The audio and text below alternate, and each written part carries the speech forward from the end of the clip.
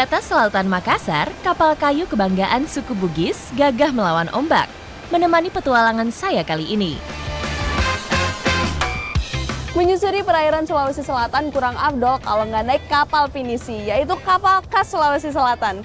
Tujuan kita hari ini adalah ke Pulau Samalona dan pastinya kita di sana bakalan seru-seruan. Ikuti jejak saya, jejak petualang.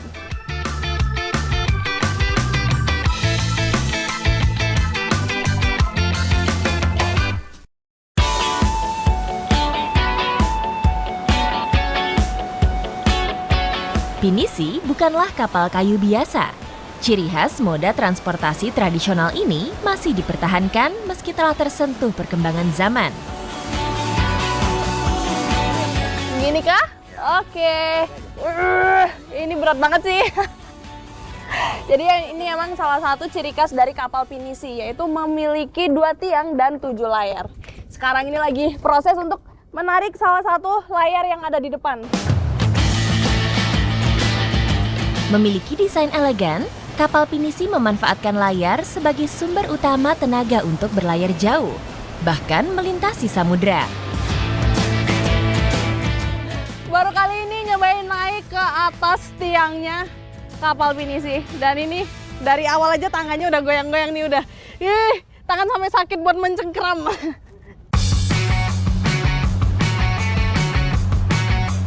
Tidak hanya berfungsi sebagai tambatan layar, tiang ini juga membantu awak pinisi memantau jalur kapal. Tentunya saya tak mau melewatkan kesempatan ini.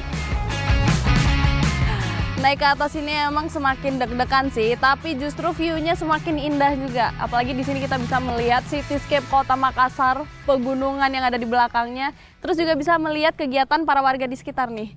Ini ada satu yang naik jet ski, wah seru banget liatnya. Belum puas dengan pemandangan dari tiang kapal, saya penasaran untuk mengulik setiap sudutnya. Dek kapal sengaja dirancang untuk menampung aktivitas pelayaran, baik niaga, ekspedisi, maupun pariwisata. Jadi di sini saya dan Kak Jana lagi mengeksplor kapal pinisi karena selain luas, kapal ini tuh juga sangat bisa untuk menyeberangi samudra ya. Betul. Jadi sekarang selain kita dapat experience di sini, kita juga diedukasi oleh tour guide kapalnya. Jadi kita tahu proses pembuatannya kapal gimana, jenis-jenis kapalnya. Seperti itu. Jadi luar biasa di sini. Keren banget. Iya. Dulunya pinisi hanya dimanfaatkan sebagai alat transportasi perdagangan. Namun kini geladak kapal disulap menjadi tempat bersantai.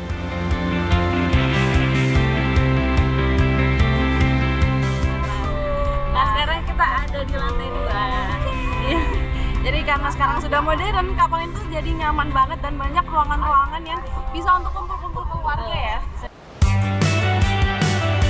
Tidak sampai 30 menit, pinisi telah membawa saya sampai ke titik tujuan. Pulau Samalona telah berada dalam jangkauan. Sekarang kita lagi bagian belakang kapal ya. Ingat Pulau Samalona karena persis di belakang kita banget nih pulaunya. Wow, jadi nggak sabar besar ya.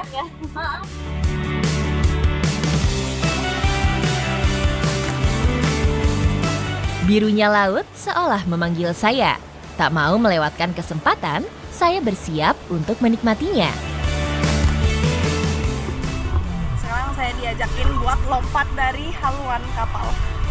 Dan ini lumayan tinggi, sekitar 5 meter dari permukaan air laut. Tarik nafas dulu. Detak jantung semakin terpacu, namun keberanian mendorong kami untuk melompat.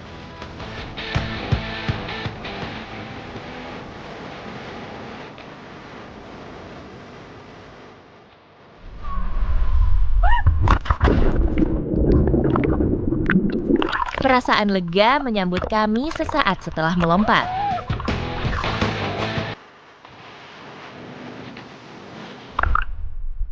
Nih, kapal pinisinya dari bawah, bener-bener besar banget.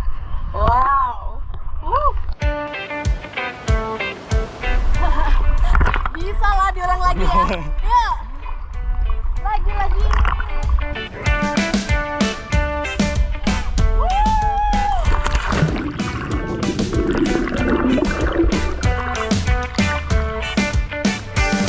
kami melanjutkan keseruan untuk menikmati keindahan terumbu karang di sisi selatan pulau.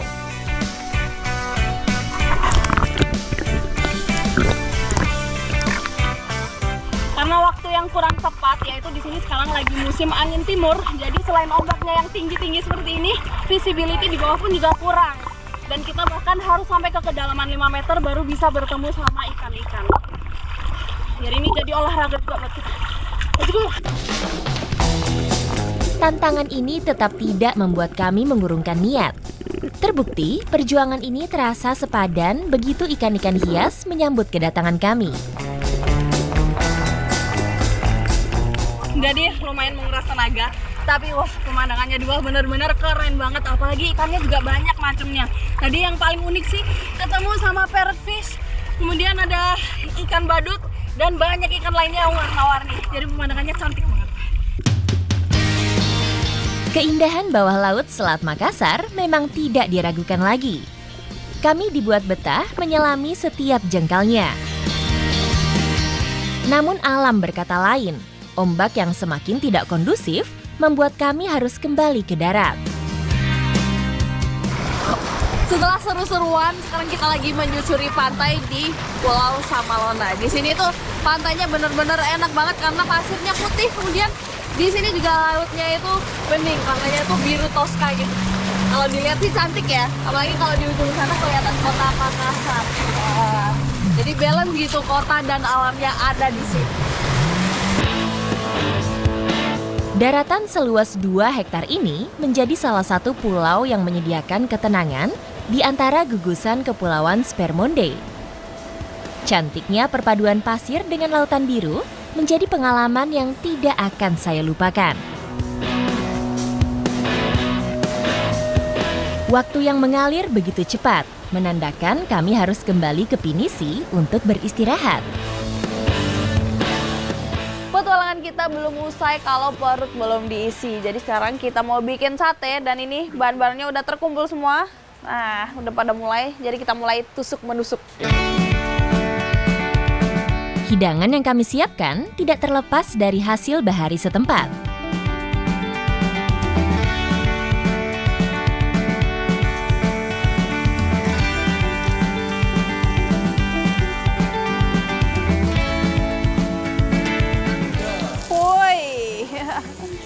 Karena teksturnya yang nggak merata, jadi susah buat semuanya bisa matang barengan. Jadi dibantu dengan torch ini.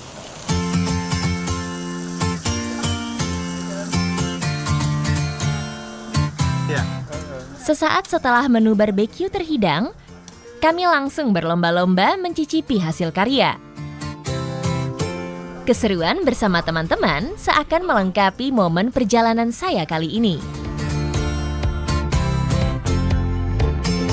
Seru sekali bisa nge-grill bareng teman-teman, apalagi makan bersama-sama seperti ini semakin menambah keseruan petualangan saya di jantung Sulawesi Selatan. Ikuti jejak saya, jejak petualang!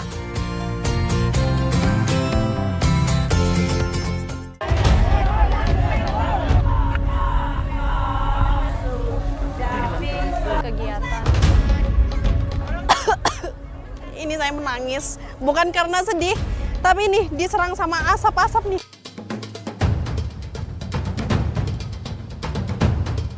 Corak warna kehidupan masyarakat Sulawesi Selatan nampak dari kekayaan budaya suku di dalamnya. Toraja menjadi salah satu suku yang masih menjaga kekentalan tradisi, termasuk tradisi Rambu Solo. Di Tanah Toraja ini biasanya setiap ada acara bakalan dilakukan pemotongan hewan ternak. Nah, khusus untuk Rambu Solo bisa dipotong itu untuk hewan dengan status sosial tertinggi, yaitu kerbau. Seperti ini nih, ada banyak sekali kerbau yang dipotong. Kerbau menjadi syarat wajib Rambu Solo atau upacara pemakaman khas Toraja. Hewan ini dipercaya dapat menjadi kendaraan mendiang menuju tempat peristirahatannya. Dalam prosesi pemakaman, biasanya untuk status sosial yang tinggi seperti bangsawan, itu harus ada banyak kerbau yang dipotong, minimal 24 ekor. Dan ini kerbaunya pun per ekor, untuk usia 5 tahun ke atas itu dibanderol dengan harga yang fantastis. Bisa mencapai 70 juta atau lebih. Makanya dalam satu acara ini habisnya bisa sampai miliaran.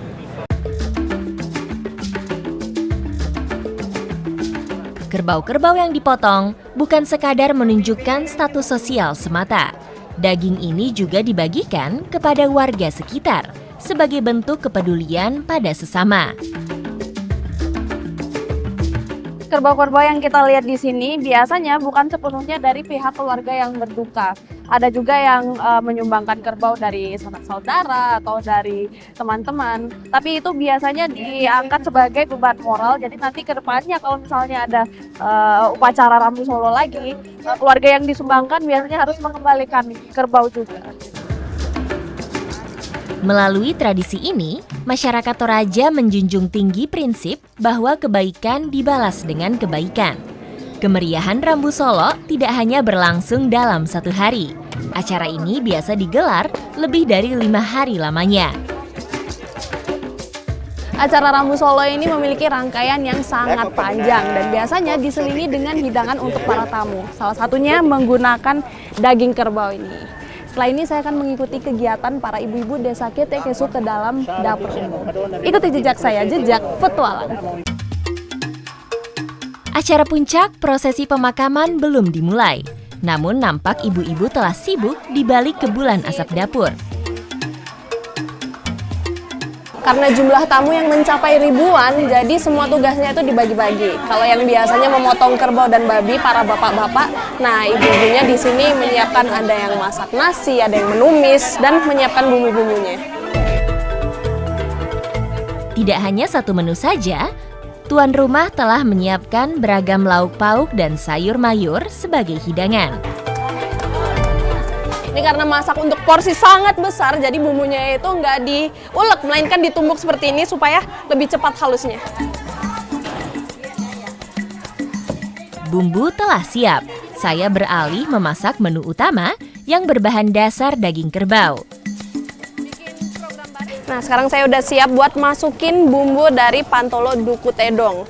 Pantolo Duku Tedong sendiri adalah olahan dari daging kerbau yang direbus menggunakan nih rempah-rempah yang banyak banget nih. Meski terlihat sederhana, wadah ini dapat memuat 1 ekor tedong atau kerbau. Ini panas sekali memang, dan yang dipakai untuk mengaduk ini bentuknya seperti skop.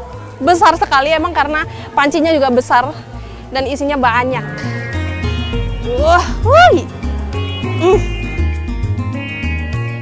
Daging kerbau memiliki tekstur yang lebih keras dibandingkan sapi.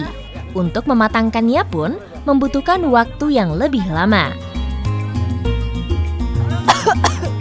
Ini saya menangis, bukan karena sedih, tapi nih diserang sama asap-asap nih.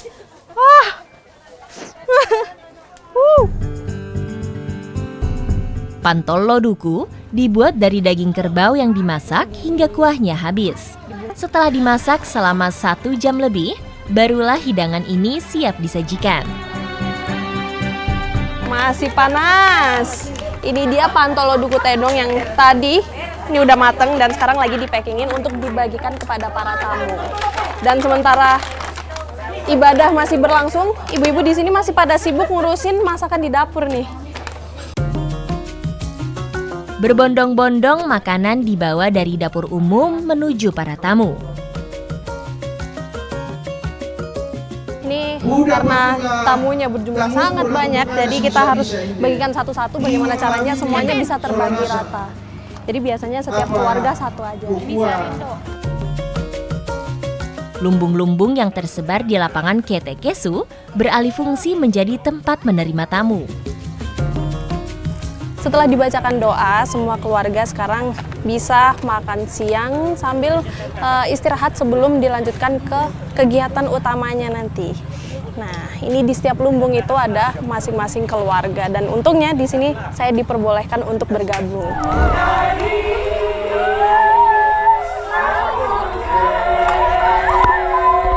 Memasuki acara inti Rambu Solo, para tamu telah berkumpul di tengah lapangan, mendendangkan doa-doa dan tari-tarian khusus. Sebelum dimakamkan, kedukaan semakin nampak pada pihak keluarga karena harus merelakan mendiang pergi ke tempat peristirahatan.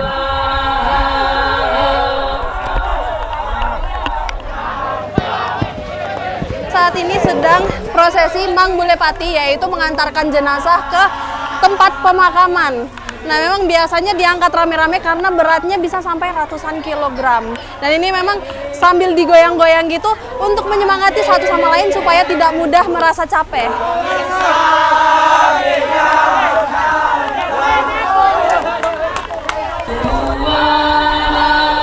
Kemeriahan saat mengangkut keranda ini menunjukkan penghormatan kepada mendiang. Langit seakan ikut berduka mengantar kepulangan mendiang. Saat ini sedang mengantarkan jenazah ke tempat pemakamannya. Tapi meskipun hujan deras seperti ini, tidak menghentikan keramaian masyarakat untuk ikut serta mengantarkan.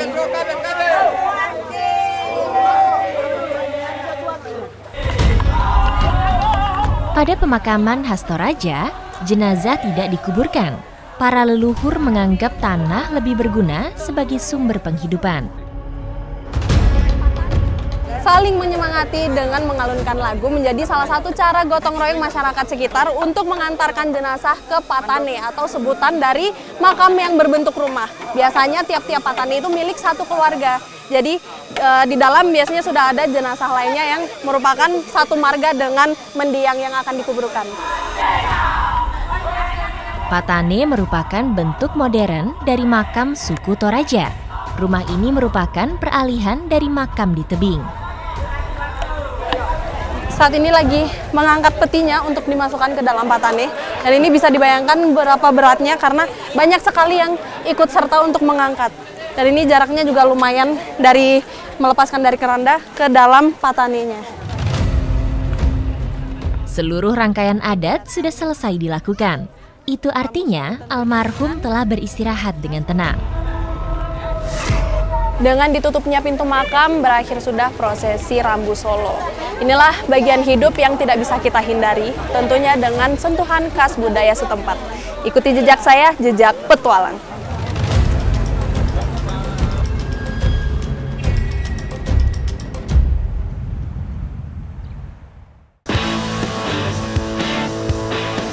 Ini emang bener-bener beda ya menikmati air terjun dengan cara tirolean seperti ini.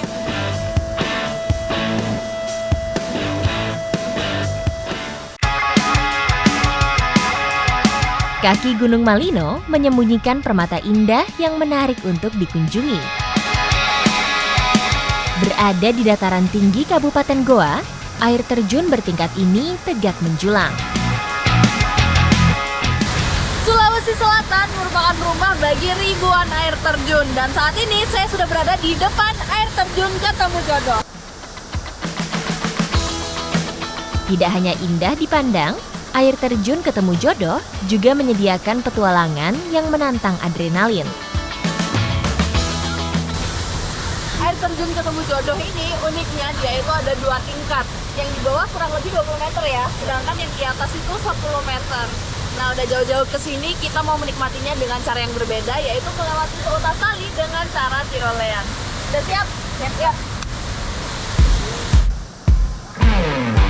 Metode tirolean ini menjadi cara saya untuk menikmati air terjun Ketemu Jodoh dari puncak tingkatan pertamanya. Tirolean ini biasanya dipakai untuk menyeberangi jalur yang cukup ekstrim. Terus biasanya kalau dari titik tinggi ke titik rendah, tantangan kita hari ini adalah dari titik rendah ke titik tinggi yang ada di belakang saya dengan kemiringan 30 derajat dan jalur pintasannya 80 meter. Udah siap-siap fisik ya? Wah, pemanasan ya? Untuk bergerak menuju titik yang lebih tinggi, alat yang saya gunakan adalah ascender.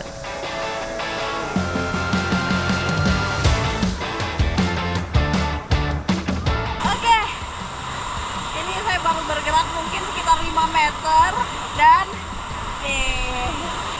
di sini badan saya sudah mulai terasa agak pegal-pegal sedikit, tapi saya mau lanjut sampai ke atas. Pergerakan saya mengandalkan otot lengan untuk menyusuri tali ini. Udah bergerak sekitar 20 meter. Wah, nyampe atas ini. Di bawah saya langsung sungai. Di samping saya air terjun. Dan ini view-nya lagi cakep banget karena tertutup dengan kabut.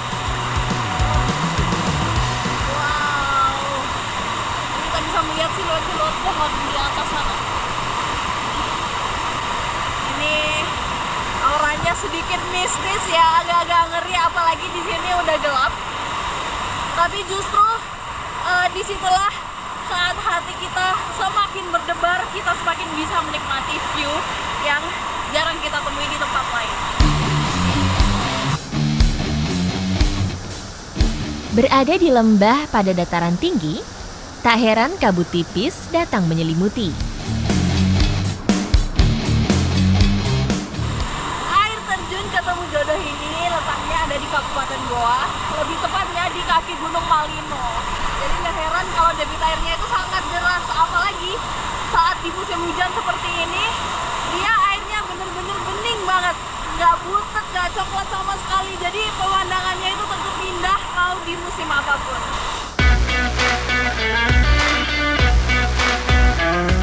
Dasar sungai berbatu membuat air terjun ini memiliki air yang jernih. Jadi emang bener-bener beda ya menikmati air terjun dengan cara tirolean seperti ini. Apalagi dia itu hampir mirip-mirip dengan ascending, cuman bedanya posisi kita adalah telentang seperti ini. Jadi ini bener-bener otot di leher kita harus kuat. Meski terasa pegal, tirolean ini lebih ringan dibandingkan metode ascending. Karena jalur yang saya lalui tidak sepenuhnya vertikal. Semakin menuju ke tengah, di sini anginnya semakin kencang, apalagi juga tampiasnya semakin banyak. Jadi lebih dingin. Air terjunnya keren banget, tapi sekarang saya benar-benar berada di depan air terjun.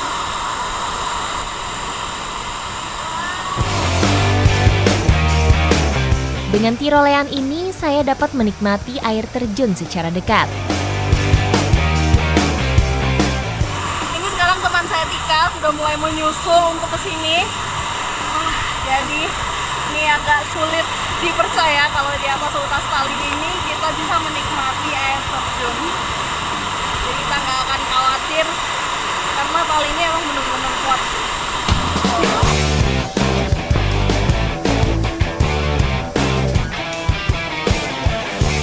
Seutas tali ini dapat menahan beban hingga ratusan kilo, memungkinkan kami untuk menjajal tirolean ini bersamaan.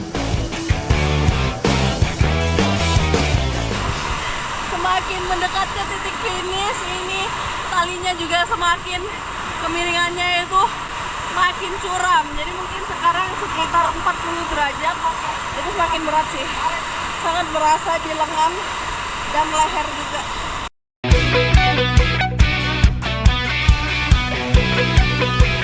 Titik tujuan sudah nampak di depan mata. Namun disinilah kemampuan saya benar-benar diuji. Tahan ya, pegal, tahan.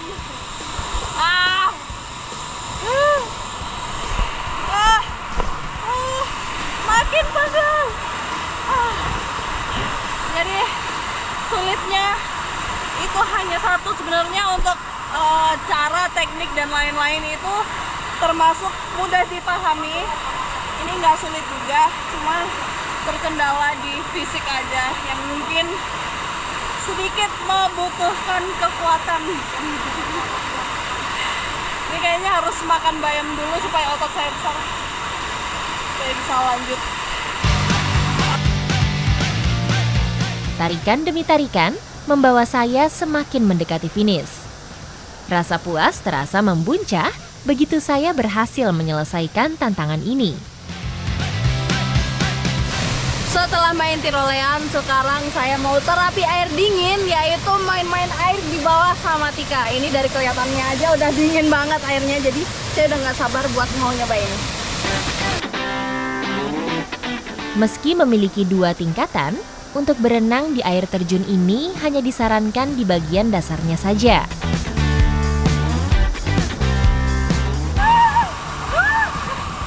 Ini baru kaki aja yang masuk udah berasa dingin banget.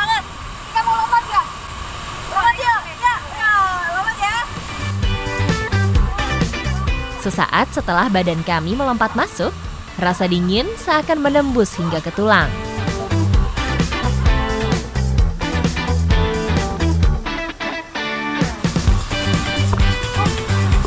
Berendam di Ketemu Jodoh ini airnya emang bener-bener kayak es. Jadi di sini kita berasa kayak atlet ya, yang kayak atlet yang lagi ice bath. Jadi biasanya kalau habis latihan yang keras gitu, ini pas banget untuk mempercepat pemulihan. Jadi pas ya kita udah istirahat dan capek sama kita berendam di air dingin. Jadi badan kita otomatis nggak berasa begitu capek ya. Iya. Jadi banyak sekali emang manfaatnya berendam, bukan cuma buat main-main aja, seru-seruan aja enggak, tapi bermanfaat juga untuk kesehatan kita.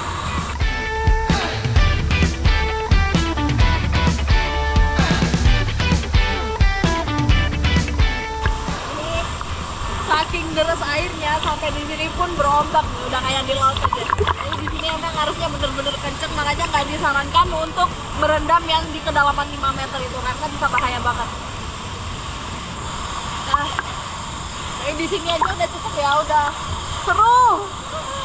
Terus di sini airnya juga dalam kok. Masyarakat setempat berenang di air terjun ini tidak hanya untuk merasakan keseruannya saja.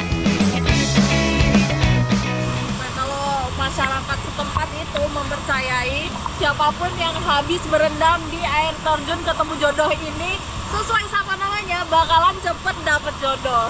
Jadi semoga kita dapat jodoh ya.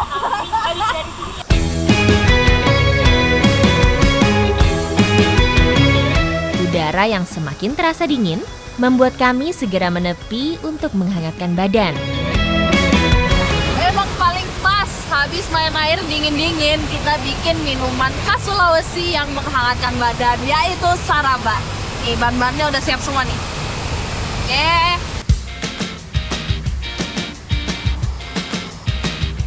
Saraba merupakan minuman hangat berbahan dasar jahe.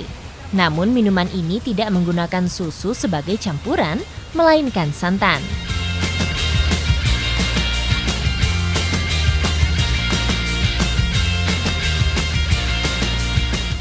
Pas banget nih, sekali teguk langsung berasa hangatnya itu jalan ke perut kita. Pas banget ya, enak ya. Jadi setelah minum ini badan kita udah nggak menggigil lagi. Selain menjadi penghangat alami, tambahan telur di dalam saraba ini dapat mengembalikan energi kami selepas bertualang. Alam secantik ini nggak bisa dinikmati secara maksimal kalau alamnya dirusak oleh manusia. Makanya nggak cuma seru-seruan aja, tapi kita juga harus turut melestarikan alam kita. Ikuti jejak saya, jejak petualang.